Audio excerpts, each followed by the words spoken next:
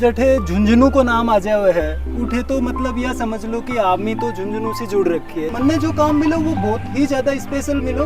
मन काम यो मिलो कि जो दूसरा देशा का सेना का अधिकारी भी थी वह मेरे पास आया करता और उन्हें इंग्लिश में पढ़ाया करता हूँ। एक तो फौज की नौकरी ऊपर से झुंझुनू को होके अंग्रेजी बोलना एक डिफिकल्ट काम था, तो मैं हमेशा अंग्रेजी दो दबाता हूँ।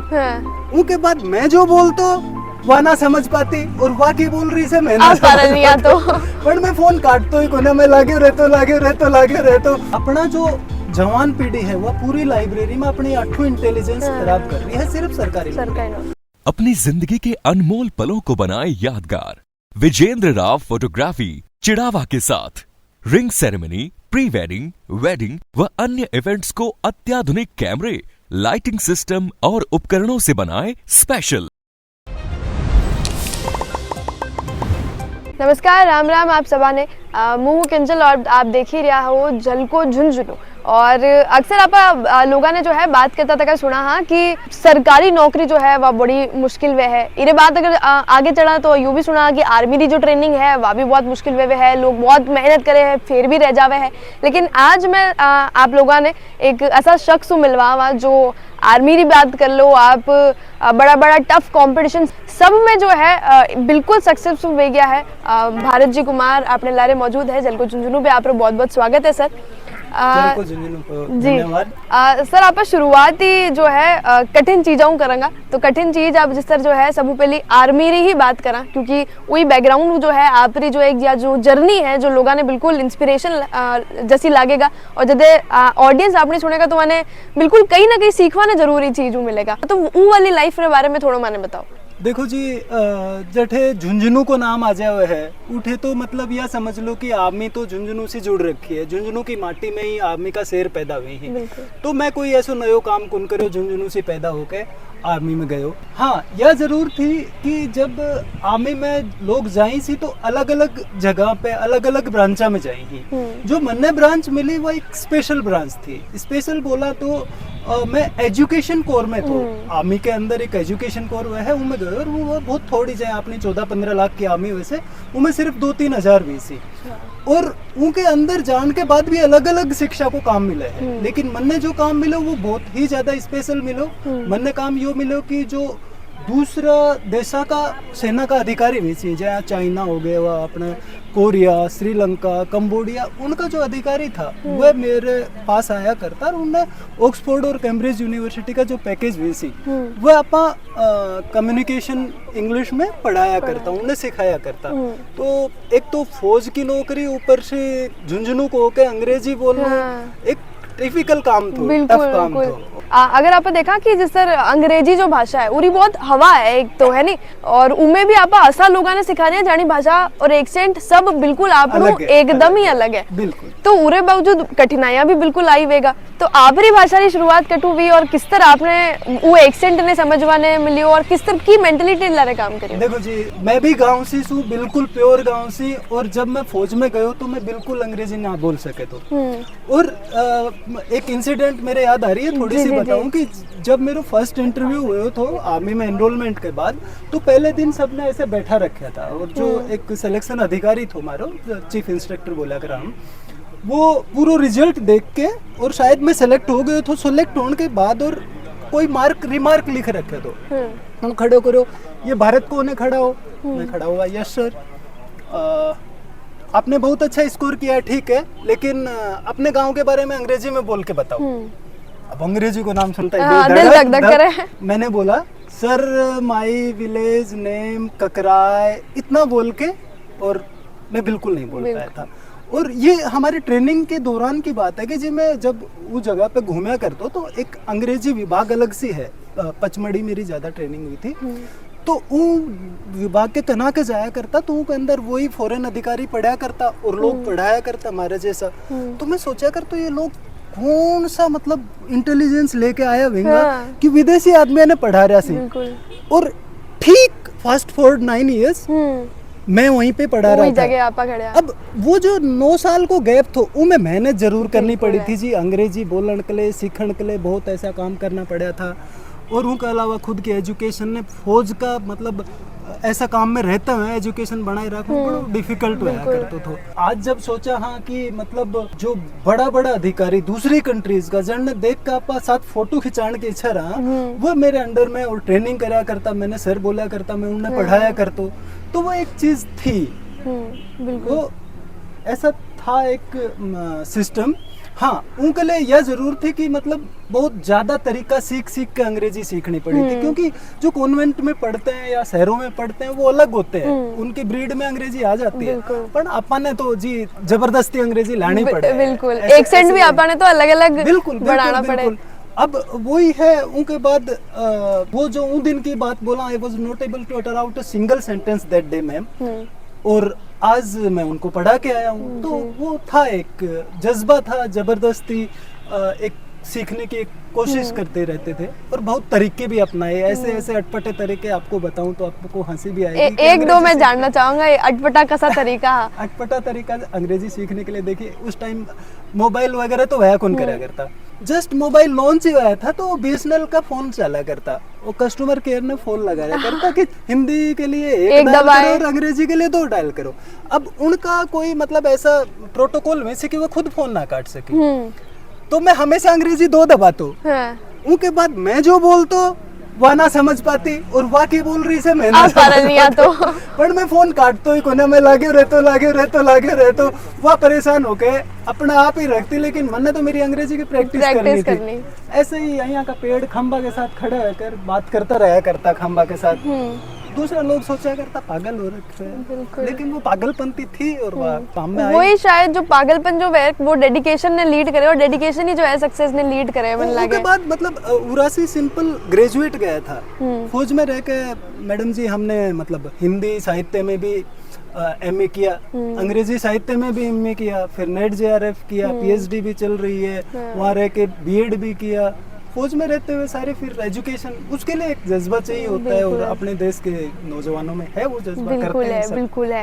इस बाद आर्मी री आप मैंने बात बताई, अटपटा तरीका भी मैंने बताया जो शायद ऑडियंस फॉलो भी कर ले, और मन लगे इस बाद कस्टमर केयर का फोन बड़ा हो रहा है। आजकल तो बहुत चीज है, YouTube है और पता नहीं कितना, बिल्कुल रिसोर्सेज रे अबार रे तमे में कोई कमी नहीं। इन्हें एग्जांपल के तौर पे ले ला तो जिस तरह से सचिन रिकॉर्ड बनाए हो तो वो अलग समय हो, कोहली रिकॉर्ड बनाया तो वो अलग समय है, वो अलग समय है। बिल्कुल बिल्कुल। इस बाद आर्मी रे रिटायरमेंट रे बाद री अब आप बात करा जदे आप जो है सिविल सर्विसेज सरकारी नौकरी जी होड़ा होड़ लाग रही है पूरा देश में ही कह लो, क्योंकि सरकारी नौकरी है कि इलाइट चीज में आएगी है। सबू पहली जो है सवाल यही पूछा जाए सरकारी नौकरी है वो तरह की जो हाई क्वालिफिकेशन री परीक्षा है आप बिल्कुल पास कर ली ही आराम हूँ। वो परीक्षा के बारे में मैं जानना चाहूंगा कि कैसी आप परीक्षा दी है और किस तरह आप पास करी है। देखो जब मैं आर्मी में रिटायर होने वाला था वही टाइम रिटायरमेंट के टाइम पर मैं JRF क्वालिफाई कर ली थी, तो मेरा एक फोकस था कि मैं JRF कर ली तो जाके कॉलेज लाइफ ज्वाइन कर लूँ। जब आए हो PhD के लिए अप्लाई करी तो JRF के लिए मैं अप्लाई करी तो UGC मैंने स्कॉलरशिप देने के लिए मना कर दी। अच्छा। UGC को यो कहूँ था कि मैं पेंशन ले हूँ क्योंकि मैं आर्मी से रिटायर्ड, और जो पेंशन ले हुए वो स्कॉलरशिप ना ले सके। मैं उनसे अप्रोच करी कि देखो जी पेंशन तो मुझे पुरानी सर्विस में मिला है, तारा रूल यह है कि मतलब जो अभी काम कर रहे हो या नौकरी कर रहे हो उन्हें JRF मत दो, लेकिन मेरा तो पुराना काम है, आज तो मैं खाली बैठा हूँ और 24 घंटा PhD कर रही हूँ तारे सामने, तो देव मैंने JRF। लेकिन उनके लिए नया केस था, कोई भी फौजी आज तक JRF ना करे उड़ो। तो 1 साल तक वो मेरी फाइल घूमती रही, हालांकि मैं पीछे पड़े रहे, बाद में 1 साल की JRF उन्हें इकट्ठा दी मैंने। डेडिकेशन आप हर काम में है। देखो जी फौजी आदमी पीछे पड़ा पासे फिर छोड़े नहीं। फिर UGC ने स्पेशल एक लेटर निकालना पड़ा तो कि अगर कोई फौजी आवेगो और JRF करके PhD करेगो तो उन्हें JRF दी जाएगी। JRF के बाद फिर मैं कॉलेज लेक्चरर को फॉर्म अप्लाई करो, RS को अप्लाई करो, और एक हेडमास्टर जो कि अभी डायरेक्ट रिक्रूटमेंट बंद कर दियो उनको मैं फॉर्म अप्लाई करूँ। तो बदकिस्मती से प्रोफेसर वाला एग्जाम में मैं रिजर्व में रह गया, मैं मेरा फाइनल सिलेक्शन ना हो पाया, तो बाकी हेडमास्टर में और RS में मेरा सिलेक्शन हो गया। तो मैं अभी हेडमास्टर ज्वाइन कर रखी है उदयपुर उरई तारा नगरी में, और बस अभी लक्ष्य यही है कि उन जगह को, उन गाँव को, और उन जो बच्चे हैं 150-200 मेरे पास, उनकी जिंदगी बदलनी है। बिल्कुल एक शिक्षा ही मन लागे कि वो एक सब वो बढ़िया रास्तो है जिसमें जो आप है आपनो तो है जो करियर और चीज़ा बना ही सको, लेकिन दूसरा रे भी बना सको और देश री उन्नति में सबसे ज्यादा योगदान ही जो है शिक्षक रो रहे हैं। बिल्कुल, थोड़ो सो अपना जो समाज की सोच है उनके बारे में थोड़ा सा बिल्कुल, बात करना बिल्कुल, चाहूँ, है ना। और दर्शकों ने माफी मांगूंगा कि वो मेरा पर्सनल थॉट है, हो सके से, क्योंकि ये आजकल समाज को कौन है, जैसे अभी आप बोल रहा था कि सरकारी नौकरी की होड़ा होड़ी लग रही है, या अच्छी भी बात है लेकिन अपना देश के लिए या घातक भी बात है। घातक बात है लिए है आजकल तुम देखोगा लाइब्रेरी, सो कॉल्ड लाइब्रेरी, पूरो यूथ जो अपनो है पूरो उनके अंदर घुस रहे है और सिर्फ सरकारी नौकरी लागने के लिए वह जो अपनी यूथ एनर्जी है अपना देश की और कंज्यूम दे रही है, वो जगह कंज्यूम हो रही है लाइब्रेरी के अंदर। अब ये जो सरकारी नौकरी है, देखो लोग बोला करें कि एक आदमी में 8 टाइप की इंटेलिजेंस, वैसे सरकारी नौकरी के लिए 1 या 2 ही इंटेलिजेंस चाहिए वैसे, बट अपना जो जवान पीढ़ी है वह पूरी लाइब्रेरी में अपनी 8 इंटेलिजेंस खराब कर रही है सिर्फ सरकारी नौकरी। हालांकि वो में जवान यूथ को कोई दोष को ना, अपना गवर्नमेंट ने ऐसा अपॉर्चुनिटी क्रिएट करनी चाहिए जैसे कि मतलब जो अपनो समाज से जो कि पूरा सरकारी नौकरी की तरफ झुक रहे है उनको थोड़ो सो मतलब ध्यान हटे, डाइवर्जन एक करना है। तो अब मैं भी वही लाइब्रेरी में बैठ के आरएस की तैयारी करी, आरएस में मेरे हो भी गयो। अब आरएस के बारे में भी समाज की एक अलग अलग थिंकिंग है। आरएस में सब लोग यह समझे से कि आरएस बन गो तो वो तो बस राजा बन गो, बिल्कुल, और वो पूरा शासन चलाओगो, सब कुछ करेगो और पावरफुल आदमी है ये है। बिल्कुल वह बात सही है, लेकिन उनका कंधा पे जिम्मेदारी भी बहुत हुई। अब आरएस एग्जाम में जिम्मेदारियां की एक हायरार्की है ना।